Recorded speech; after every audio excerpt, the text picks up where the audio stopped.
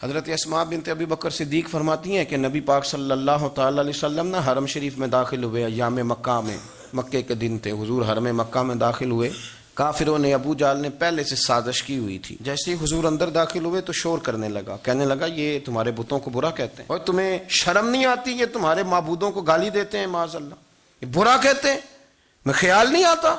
لوگوں کو اشتعال دینے لگا، لوگ مختلف جگہوں سے اکٹھے ہو کے حضور کے گرد جمع ہو گئے۔ آپ نے کہا ہے کہ بت جھوٹے؟ حضور فرمانے لگے کہا ہے۔ آپ نے کہا ہے کہ یہ کچھ نہیں کر سکتے؟ فرمایا کہا ہے۔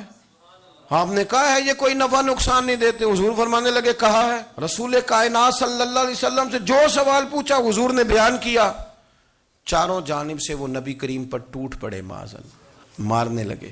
حضرت صدیق اکبر گھر میں بیٹھے کھانا کھا رہے تھے، کسی نے کہا ابو بکر وہ تو حرم میں حضور کو مار رہے ہیں، نہ سر پہ ٹوپی نہ پیروں میں جوتا۔ ابو بکر دوڑے، سر پٹ دوڑے، بھاگے۔ حضور زمین پہ لیٹے ہوئے تھے، وہ تکلیف دے رہے تھے۔ حضرت صدیق اکبر نے 2 کو پکڑ کے ادھر پھینکا، 4 کو ادھر پھینکا، 5 کو ادھر پھینکا، ایک جملہ بار بار زبان سے کہتے، ظالمو انہیں مارتے ہو جو تمہاری نجات کا سامان لے کے آئے، انہیں تکلیف دیتے ہو جو کہتے ہیں اللہ میرا رب ہے، انہیں مارتے ہو، شرم نہیں آتی؟ اب انہوں نے حضور کو چھوڑ کے تو جناب صدیق اکبر کو مارنا شروع کیا۔ عقبہ بن ابی معیط، عتبہ اتیبہ، ان کے ہاتھوں میں جوتے تھے۔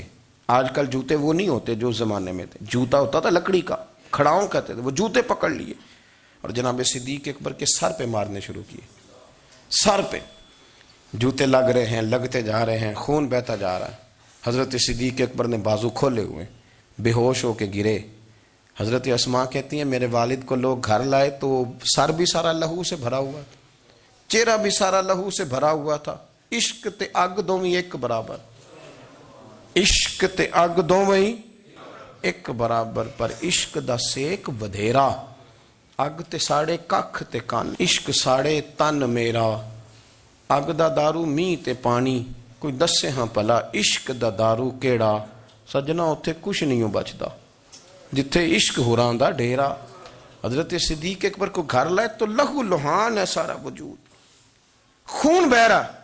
جناب اسماء کہتی ہے میں نے سر پہ ہاتھ رکھا، دیکھوں کہاں کہاں میرے والد کو، میں رو رہی ہوں، میں نے سر پہ ہاتھ رکھا تو کہتی ہیں بال بھی میرے ہاتھ میں آ گئے اور سر سے نا چمڑی بھی اتر کے میرے ہاتھ میں آ گئی، گوشت بھی سر سے اترنے لگا، سارا سر ان کا مار مار کے انہوں نے نازک بنا دیا، نرم کر دیا۔ آپ فرماتی ہیں وہ بے ہوش تھے، ہم ان کے منہ میں دودھ ڈالتے تھے، لیکن وہ جب بھی آنکھ کھولتے تھے تو زبان پر ایک ہی لفظ تھا، ظالمو انہیں مارتے ہو جو تمہیں کہتے ہیں میں اللہ کا رسول بن کے آیا، انہیں مارتے ہو۔ اس ترتیب سے رسول اللہ کی غلامی کی، اس رنگ میں نبی پاک سے پیار کیا، حضور کے حصے کی مار کھائی، نبی پاک کے حصے کے زخم اپنے سینے اور دل پر برداشت کیے۔